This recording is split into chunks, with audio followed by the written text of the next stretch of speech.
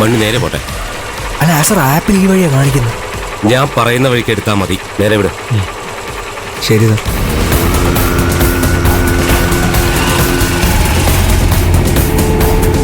Right ചേർന്ന് ഓടിക്കും. ശരി സാർ.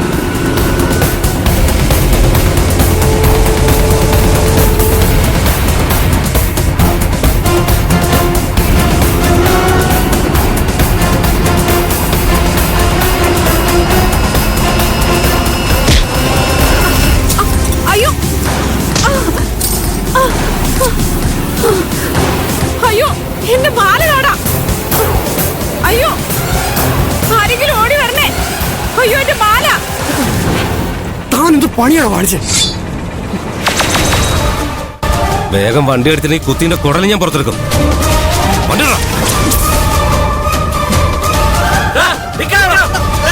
അയ്യോ, ഓടി വരണേ. എന്റെ മാല. എന്തുവാടോ? അയ്യോ,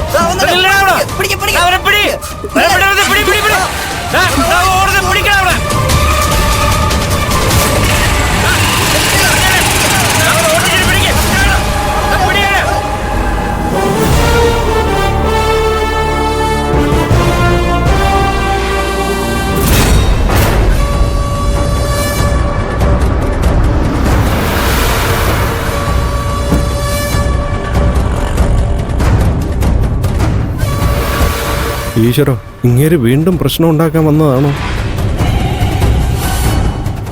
ഇന്ന് കുടിച്ചിട്ടില്ല എന്ന് തോന്നുന്നു.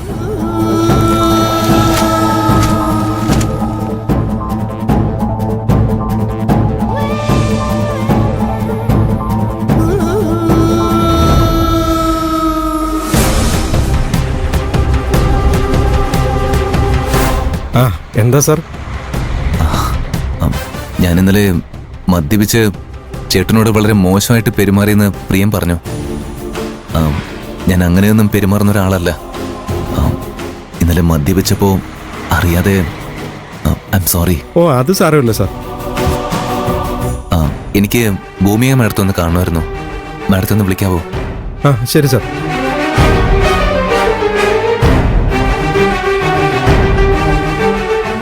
പാറുവിന്റെ കാമുകൻ ഇന്നും എത്തിയിട്ടുണ്ടല്ലോ. അയാൾ എത്ര തവണ വേണേലും വന്നോട്ടെ, നമുക്കോ ചുള്ളനെ കണ്ടോണ്ടിരിക്കാലോ.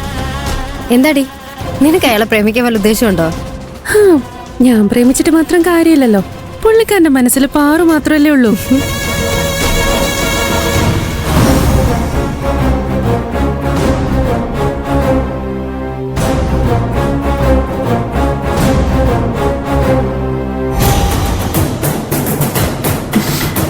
അടുത്താഴ്ച നിങ്ങൾക്ക് പരീക്ഷയല്ലേ? പഠിക്കാനൊന്നുമില്ലേ? പോയിരുന്ന് പഠിക്കാൻ നോക്ക്. പാടി വാ.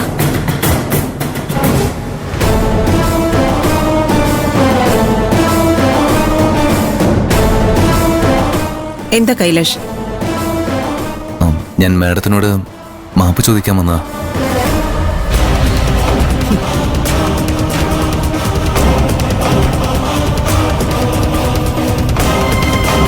എന്നെ സ്നേഹിക്കുകയും ബഹുമാനിക്കുകയും ചെയ്യുന്ന ഒരുപാട് പേരുടെ മുന്നിൽ ഞാൻ തരം താഴ്ന്നു പോയെന്ന് എനിക്കറിയാം.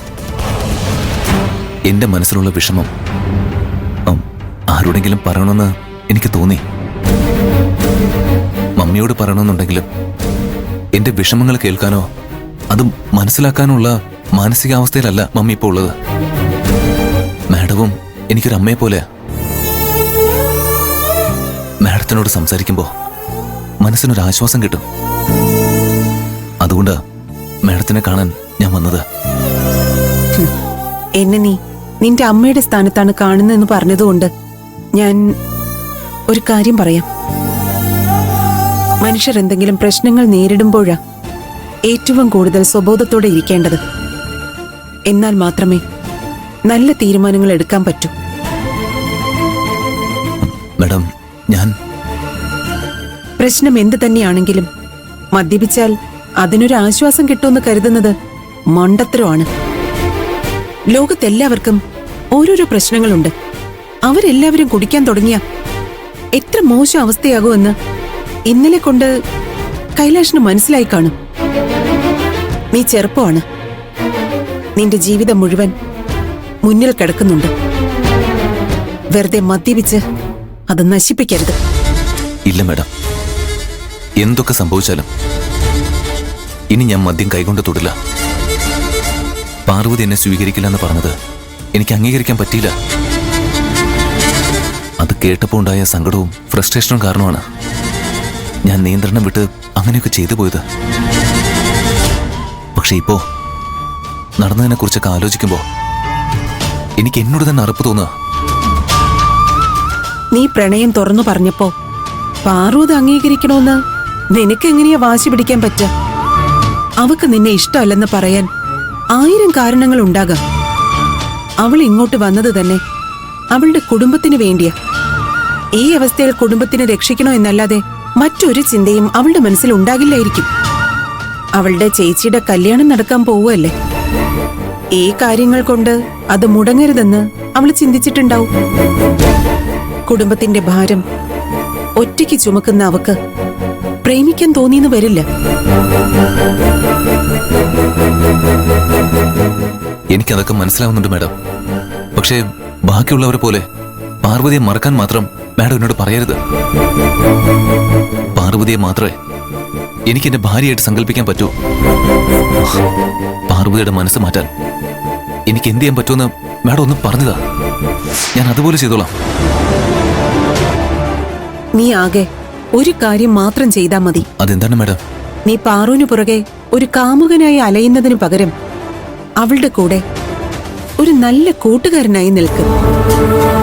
നീ പറയുന്നത് പോലെ അവക്ക് ഗന്ധർവനോട് പ്രണയം ഉണ്ടാകണമെന്നൊന്നുമില്ല. അയാൾ ഉണ്ടാക്കിയ പ്രശ്നങ്ങൾ കാരണം പാറുവിന് പ്രണയത്തിലുള്ള വിശ്വാസം നഷ്ടപ്പെട്ടു കാണും. എന്ത് പ്രശ്നം ഉണ്ടായാലും കൂടെ നിൽക്കുന്ന ഒരു കൂട്ടുകാരനായി നീ മാറിയാൽ പാറു വീണ്ടും നിന്നെ വിശ്വസിക്കാനും ബഹുമാനിക്കാനും തുടങ്ങും. അവള് കല്യാണത്തെക്കുറിച്ച് ചിന്തിക്കണമെങ്കിൽ അത് അവളുടെ അച്ഛനും അമ്മയും വഴി തന്നെ സംഭവിക്കണം. അവര് നിന്നെ വിവാഹം കഴിക്കാൻ അവളോട് പറഞ്ഞാൽ പാറു എന്തായാലും സമ്മതിക്കും. ഇത് നടക്കുമോ മാഡം? നിനക്ക് നിന്റെ പ്രണയത്തിൽ വിശ്വാസമുണ്ടോ? ഉണ്ട്.